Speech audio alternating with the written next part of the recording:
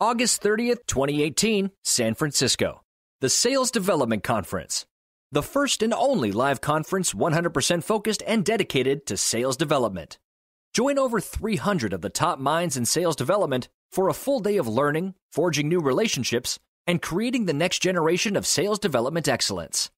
This year, we have dedicated tracks for sales development leadership, as well as a track for individual sales development representatives, including a full day of ultra-useful hands-on training.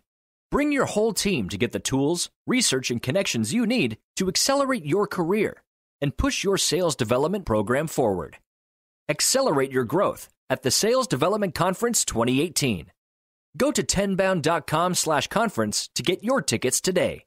That's tenbound.com/conference. You're listening to the Sales Development Podcast, the only audio forum focused and dedicated 100% to sales development. If you care about growing your skills and getting more new sales appointments, pipeline, and closed-won deals, you came to the right place. Subscribe to the show on YouTube, iTunes, or Spreaker, and be sure to go back and listen to all the episodes for the best strategies, tips, and tactics out there on running a high-performance sales development program. And now, your host, founder, and CEO of Tenbound at tenbound.com, David Delaney. Hello, everybody. Welcome to another edition of the Sales Development Podcast. I am super excited to get the next guest on the show, Mr. Malcolm Smith, Sales Development Manager of Leap Legal Software. How are you doing today, Malcolm? Oh, David, I am goosebumps right now. This is so amazing. Thank you so much. Oh, man, I'm excited, man. I mean, we initially connected through LinkedIn. I think maybe you had read one of the blog posts or listened to one of the podcasts. Is that right? I listen to all of the podcasts. Nice, dude. It's a loyal fan of the Sales Development Absolutely. Podcast. Yeah, for sure. Yeah, I mean, what initially happened was, I'd been recently promoted into a sales development to a manager position, and I'm a lifelong learner, I like to say. So I constantly am looking for all kinds of resources, books, what have you. And I discovered your podcast, and it was basically like, well, this is it. So I went through and listened to every single thing I could get my hands on. And then from there, I found other ones. And yeah, it's been great. But I always come back to yours. Nice, dude. I'm excited. Yeah, we've got tons of great episodes coming up, just to plug the show a little bit. So stay tuned. You're going to love it. And this is going to be a great one, man. I mean, I said when we were getting ready for the call, a lot of the folks who listen to the show are like you. They're SDR managers or SDRs or directors, and they're just trying to understand, what's going on out there in the sales development world and just how to get a little bit better every day. And your background is awesome in that you were promoted from the sales development ranks to a manager. Tell us about how you kind of got into sales development, and then, a few key takeaways on making that leap. Yeah, absolutely. Leap. I like it. So yeah, I've been in sales basically my entire adult life. My first sales job, I was 18 years old, working in a Sears electronics store, which was really great because it was like an old school commission kind of thing. So I had some really great teachers and mentors there. And I've just always kind of been involved in sales. I did graduate from Binghamton University with a degree in economics and classical history. So I have a pretty diverse background, I suppose, but I always was coming back to sales because it was just a place where you could make, as much money as you wanted. And I was always the type of person that I never liked the idea of just having a flat wage, and that was kind of it.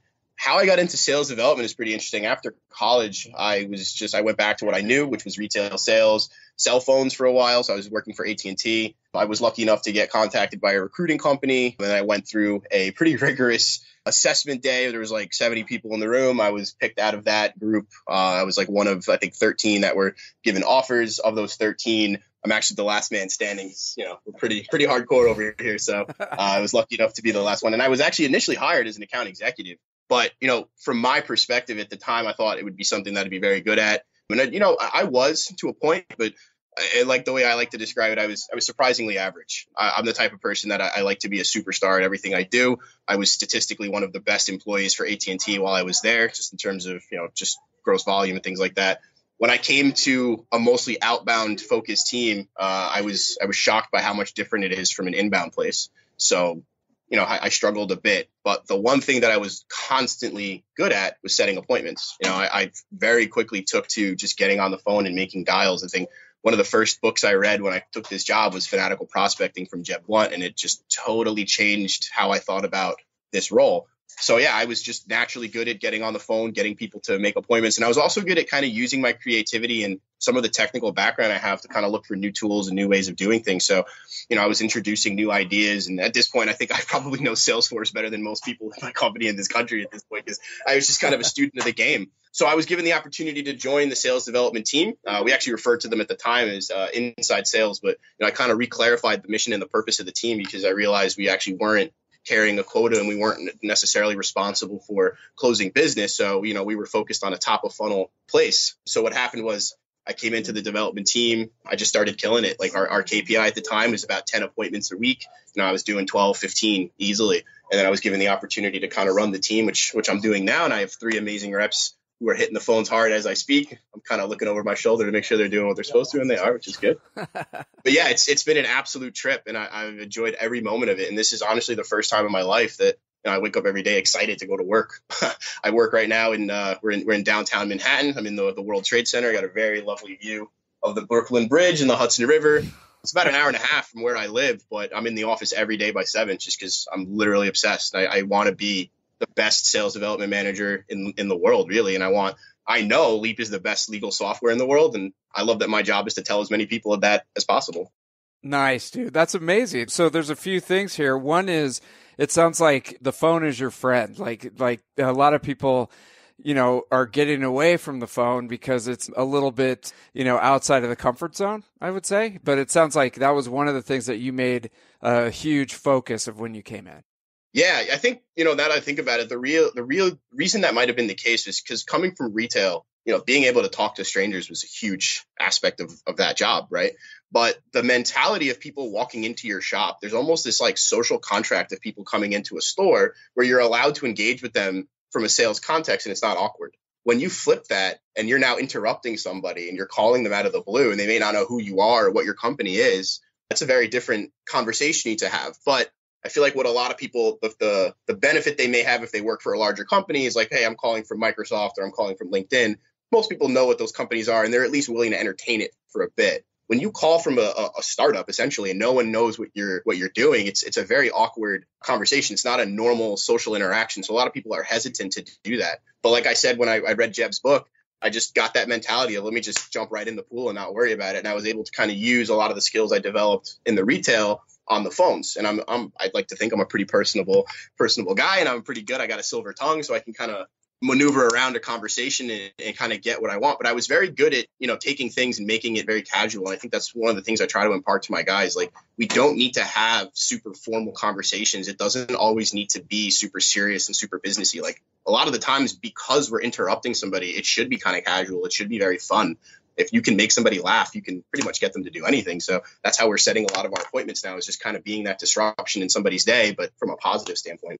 Okay, so you're flipping around, because when you think about disruption, you think, I'm bothering this person or, I'm interrupting their day. But when you think of disruption, you kind of flip it around and you make it fun.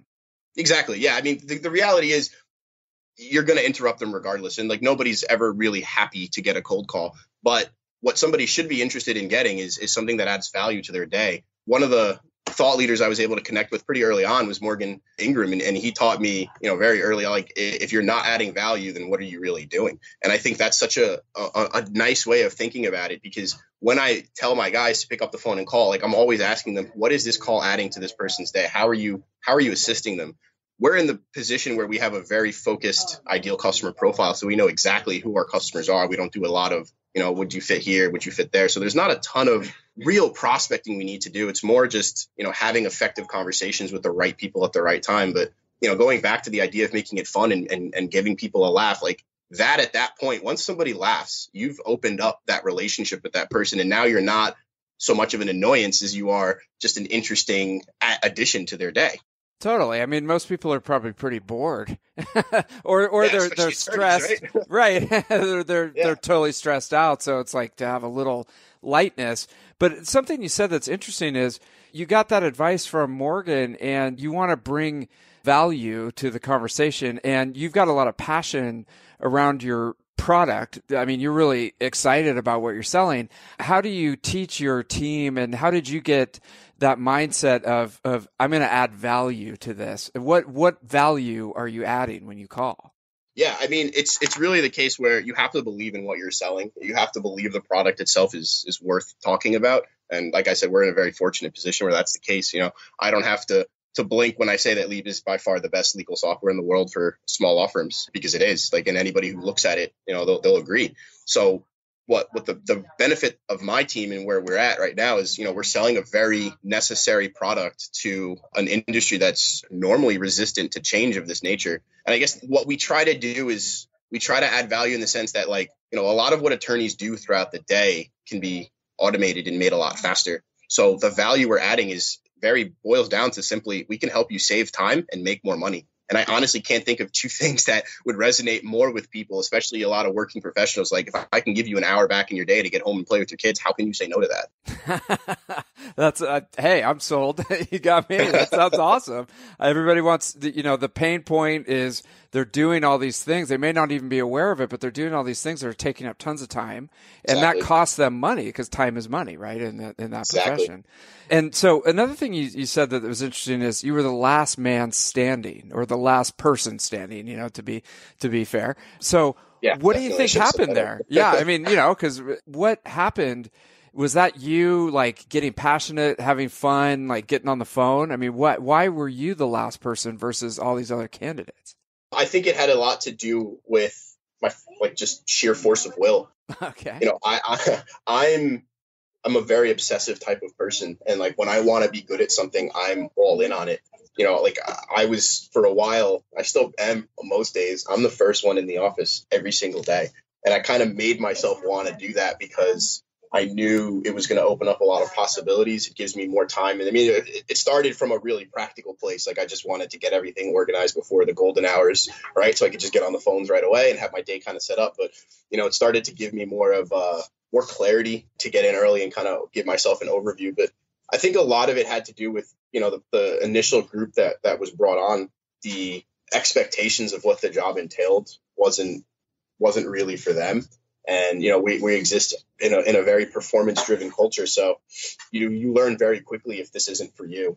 And, we'll help you transition into things that make more sense for your skill set, which is actually what ended up happening with me. Like I had mentioned, being an actual outside salesperson carrying a quota, I was okay, but I just wasn't as good as I know I am. So I was given the opportunity to kind of figure out a better path for me. And so far, so good. It's really working well. But I think it's just, especially now when I look to hire, I'm looking for attitude. I'm looking for things that are not teachable. And I think that's one of the things that I had in spades, maybe above and over the other people that I was competing against. Right. Okay. So, and you were able to leverage your strength in something that the business really needed. I mean, you need to, somebody's got to be on the phone, knocking on doors and opening up new appointments. They needed that. You were good at it. Boom. You had a great opportunity. Yeah. What I like to tell my guys to kind of get them really understanding, it's like, most companies, I would argue probably every single company has a sales team or a sales department at some level. And, sales is probably the most important aspect of any company, because no sales, then there's nothing to account.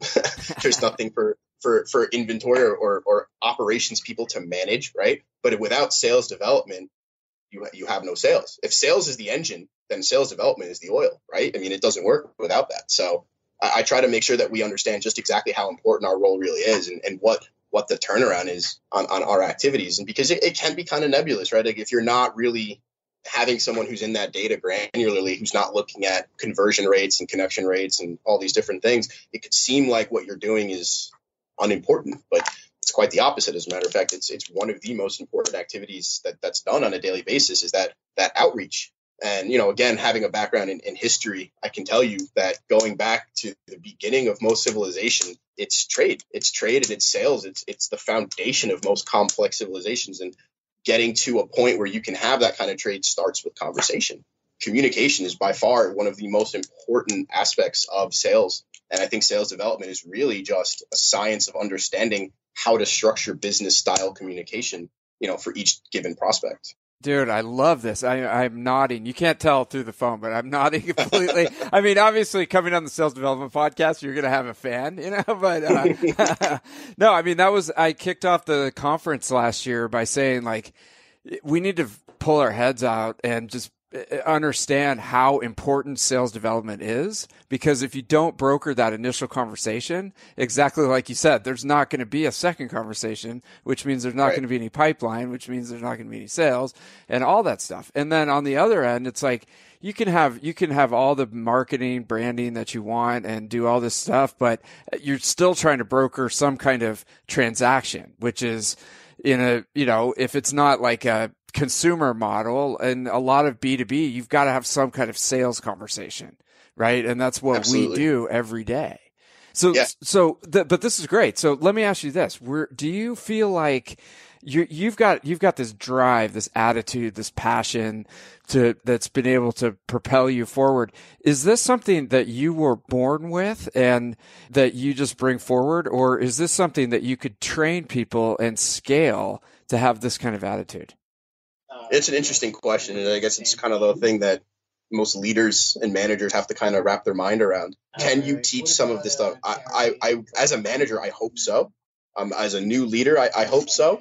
But, from the limited experience I have, I'm not convinced of that yet. I think it's more of, so there's the debate between, should you follow your passions or should you follow your skills? There's a guy who has a blog, I think it's called Study Hacks. His name is Cal Newport.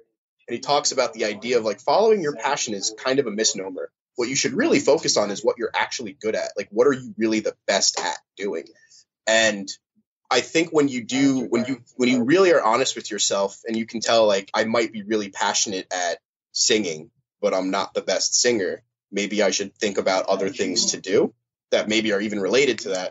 You get a little bit closer to getting to where I feel like I am. I think what happened with me is I've kind of aligned what I'm good at with also what I'm passionate at. And I think, being honest with myself and realizing I am not good at closing my own deals, but I'm very good at working top of funnel. Now I'm passionate about getting as good as I can be working top of funnel. So it's a nice overlay there. I think that what you can do is you can teach people and you can coach people to find out what it is they're good at, or at least help them uncover the skills that they already have. And then you can coach them to be, better at that. But I don't think you can create motivation where there isn't any. You can maybe help align it or point it, if that makes sense. But I don't know if you can really make someone want to be great. They kind of have to want to do it on their own. A great manager I had for AT&T, he told me he likes to hire people with a motor. And what he meant by that is he wants to hire people that you just let them go and they're on their own. Doesn't like people that you have to force and push and go now do this, go now do that. If they're not coming in already kind of self-motivated, I don't really know how you can create that. You can maybe increase the velocity of it. You can maybe increase the intensity of it. But I don't know if you can bring somebody from 0 to 1. I think it's much easier to bring someone from 1 to 10, if that makes sense. August 30th, 2018, San Francisco. The Sales Development Conference. The first and only live conference 100% focused and dedicated to sales development. Join over 300 of the top minds in sales development for a full day of learning, forging new relationships, and creating the next generation of sales development excellence. This year, we have dedicated tracks for sales development leadership, as well as a track for individual sales development representatives, including a full day of ultra-useful hands-on training. Bring your whole team to get the tools, research, and connections you need to accelerate your career and push your sales development program forward. Accelerate your growth at the Sales Development Conference 2018. Go to tenbound.com/conference to get your tickets today. That's tenbound.com/conference.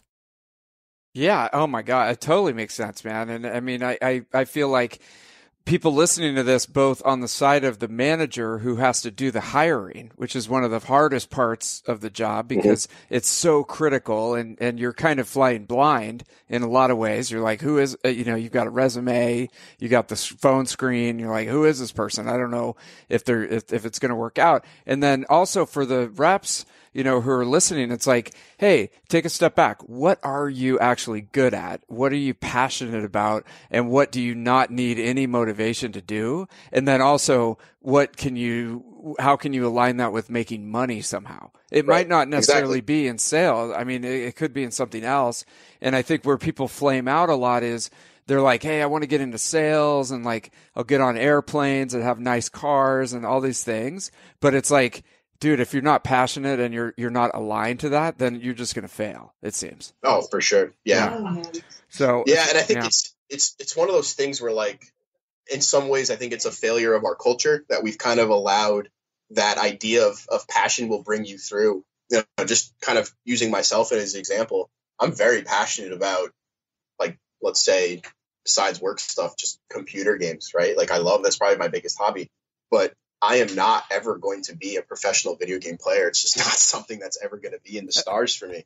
For me to align my day and my life to pursue something that I'm just never going to be the best at, you have to stop and think, well, why would you want to do such a thing? Like, it's now I don't understand that calculus, how someone could take something and say, like, I want to be the best X, but I'm not really good at it. I don't know how you can get to that point. See? And I think that what you'll find is the passion you get from being good at something is so much more powerful and potent than the passion you get from just liking something. Totally. Okay, so say somebody's like, okay, geez, like I'm having a hard time getting passionate about what I'm doing. I'm not super motivated about this. Like, what are some ways that you can step back and go, okay, what am I actually good at, and that I can build on that ability. How can people do that? Because I don't think like your average career counselor or teacher at school or something is like teaching people that kind of mentality. Right. I would say that for me, there's a psychological thing called the flow state, where all of a sudden time just starts to melt away. And for certain people, different things will put them into that flow state, depending on, what you're doing. So if you're really good at chess, when you're playing chess, more than likely that time is going to evaporate and an hour becomes a minute. I would say that whatever makes your time seem shorter than it is probably something that not only are you really good at, but you're passionate about too. And the other thing I would say is what you really want to do is it comes down to being honest with yourself. You really need to be internalizing and analytical and be honest and say, what is the thing that throughout the years I keep coming back to, or people keep wanting from me? Like, for a while, I was really good at fixing computers, right? So I was the guy that every Thanksgiving, I have everybody's phones on my lap trying to figure out how to pair Bluetooths and such. And I was good at it. But what would end up happening is when I realized just how good at this I was, that's what my motivation was. When I was doing the cell phone thing, I loved being good at this and realizing, like, I'm actually probably one of the best, and statistically I was one of the best cell phone salespeople in the country. And like, when you get to that point where you're like, I'm number one out of how many, that should be where you start looking for, what you should be doing. Right. And it could be something silly. Like, you could be the best at cleaning your room. That could be something that you're so good at that, every time you go to clean your room, you're amazing at it. And it may not be obvious at first. Sometimes you need external validation. You need somebody to tell you, hey, you're actually really good at this. But then what happens is once you start getting that positive reinforcement that you're really good at it, you start comparing yourself to other people who aren't as good as you are. You start to really get an idea of, oh, wow, I really am good at this. Then you can start looking for, well, how do I apply this? What's the business sense here? Like, how do I turn this into something that's vocational? And I think that's where people should, if they're struggling with that, like young kids in college, don't just go and major in engineering because you heard that that's a good degree. You might quickly discover that that's something that you don't want to do. My dad both my parents are physicians, and my father said he would get all these kids, coming into school like, oh, I want to be a doctor. And then they hit organic chemistry and they realize why that might have been a mistake. But for someone like him, he realized he was good at it.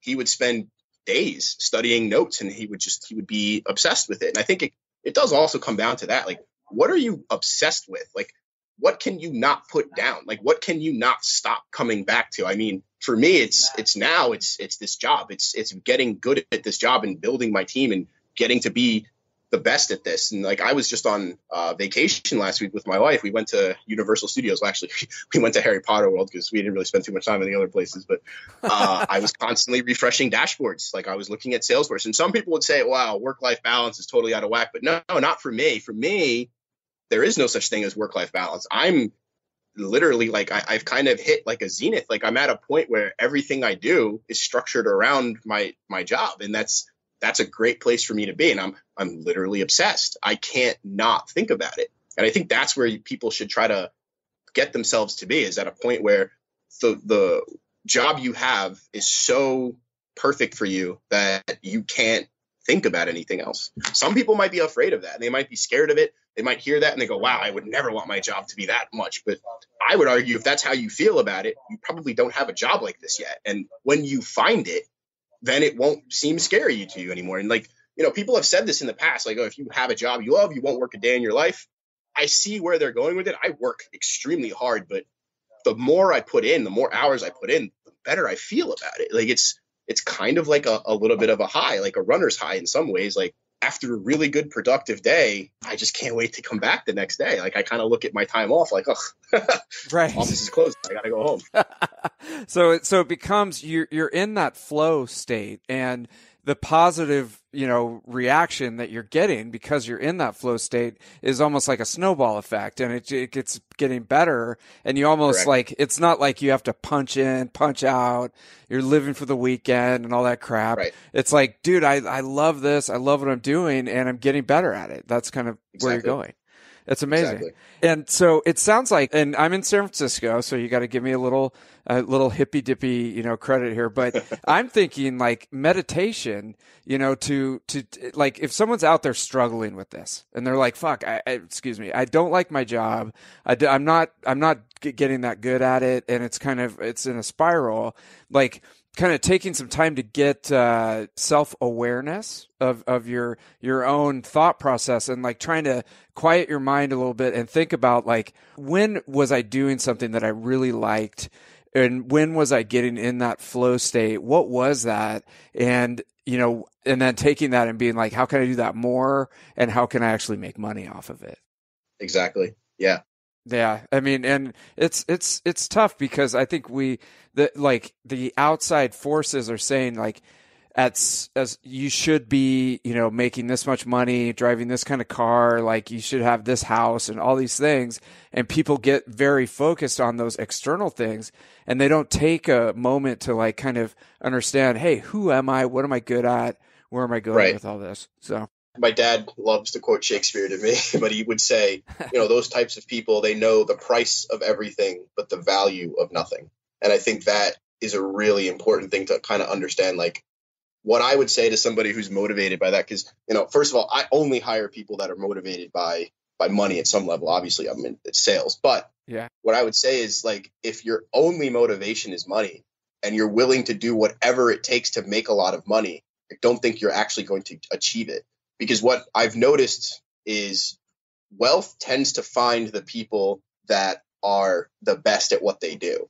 You don't always make a lot of money just because what you're doing is necessarily valuable. People who rise to the top of their industry or their position is because they're usually the best at it. I mean, of course, I'm sure people will disagree and they'll say, no, there are people who got a lot and they don't deserve it. Yeah, I'm sure that happens. But for the most part, in a professional setting, the people earning the most are the ones that are doing it the best. And I think that is where most people should be focusing on, is what can I do better than anyone I know? Because you'll get wealthy just being good at something. That is enough, really, especially in today's world where so much of, quote unquote, unnecessary jobs are starting to become automated and AI and all these different things are happening. You have to really kind of stop and think, like, what can I do better than anybody or anything? Like, what can I even do better than a computer can do? And that's where you'll find, your ability to make a lot of money and wealth and things like that. Yeah. And it's, again, like you were saying, when you get into that flow state and you're really excited about what you're doing and that energy's coming off, you end up getting better and better about it. And you're putting out the energy to, get more people involved and things like that. It becomes an upward spiral. And versus if you're just like flatlining right now, you got to like take a step back and and I mean, you really have to do this. I think what you said about the AI and stuff, like the robots are coming to take our jobs away. And if you're just like flatlined or you're just barely like getting through to Friday so that you can have the weekend, like that's kind of a very dangerous position, I would think. Absolutely. Yeah. Right now. So, well, dude, this is amazing, man. I have loved this conversation. If people want to get in touch with you after this and get you on their podcast, what's the best way to get you? Is it LinkedIn or? Yeah. I'm right on LinkedIn. My email is just my first name dot last name at leap.us. And I've said it before. I think I made a post on LinkedIn. I love getting cold called because one of two things is going to happen. It's either going to be great and they're going to actually add value to what I'm doing because I'm always looking for problems that I need solved. And for example, I had a guy cold call me from DocSend and I'm using DocSend and I love it now. So it does work. Where conversely, don't cold call me and don't add value because I'll use you as an example for my guys of what not to do. So there's a risk there. But yeah, my cell phone number, I'm pretty easy to find. Okay. And one thing I'll say is a good thing I would recommend to anybody in sales or any aspect of sales, you really do want to have peers, that maybe work for other companies that you connect with. A good friend of mine that I actually met on Reddit of all places, Jimmy Chen, who works for Waggle. We try to powwow at least, twice a month. And we just kind of talk about stuff going on. And it's great to do that because you get a different set of eyes kind of looking at your problems and you can share war stories and such. And I think that's such a valuable thing for people in any real sales job to do is find other people doing what you're doing because they'll empathize and they'll understand some of the struggles and they'll be able to offer you a lot of advice. And if you're really lucky, they'll offer you some quality hires because, Jimmy recommended a guy that he wanted to hire for his team. But, things didn't work out because he's in New York and obviously Jimmy's in California. So I was able to hire that kid and got a great hire from it. So there's a lot that happens from building those relationships. So I would absolutely recommend everybody who's listening to this, if you're not building a peer group, you should be. Networking doesn't always mean, can this person get me a job, X, Y, and Z. Sometimes networking should be, can I have a good conversation with this person? Can I help them with anything? Because that's another thing. Like now that I'm in a management position, I love when people call me and they're like, hey, I would like some advice. I just got this job. There's some questions I have. I am totally open for any of that. I forgot her name, but somebody recently had a thread and asked for some help. She had just been promoted to SDR manager, and I was totally willing to spend an hour with her and just kind of answering some questions because my feeling is if I can coach her to be better, it's going to make me better too, because if I can teach it, then clearly I can do it. Dude, that is amazing. I mean, a couple of things. Jimmy is an alumni of one of my training programs and is an amazing guy. And Jimmy, if you're listening to this, props, man. Good to be out there and like helping other people out in the community. That's a great story. And I think to your point, like networking, I think has kind of a bad rap because it's like you think you're walking around giving people business cards and like trying to interrupt people. But dude, you touched on the true power of networking is putting yourself out there as a resource to help people without really expecting anything in return. And, building relationships so that you can have a peer group of people that are dealing with the same issues. Because as you said, if you just keep putting stuff out there, adding value to the community, stuff's going to come back to you in different ways. And it's better than just walking around trying to shove your business card into people's face.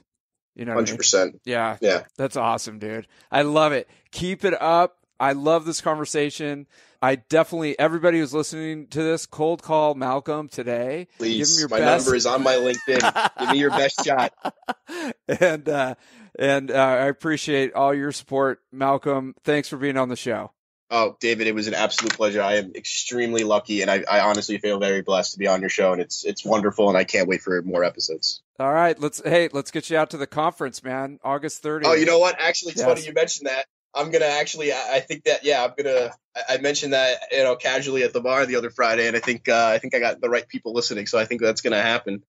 Nice, dude. The last thing I'll say, the last thing I'll say to you, anybody who's, because I obviously, I'm still building my team, anybody who's on the West Coast or anybody looking to get a shot at SDR or is curious about what this looks like, please give me a call. I'm looking for superstars. I could always use a new number one. So anybody looking to come over East Coast, Beast Coast, hit me up. I'd love to have a chat. Dude, that is an awesome opportunity, you guys. So take him up on that. And Malcolm, you have a great day. Thank you, man. Thanks, David. Thank you for listening to the Sales Development Podcast. the only audio forum 100% focused and dedicated to sales development, with your host, David Delaney. Please be sure to subscribe to the show on YouTube and take a moment to leave us a review on iTunes. Your support makes our show possible. If you are struggling with your sales development program, contact us at tenbound.com for a no-obligation exploratory call. Again, that's tenbound.com.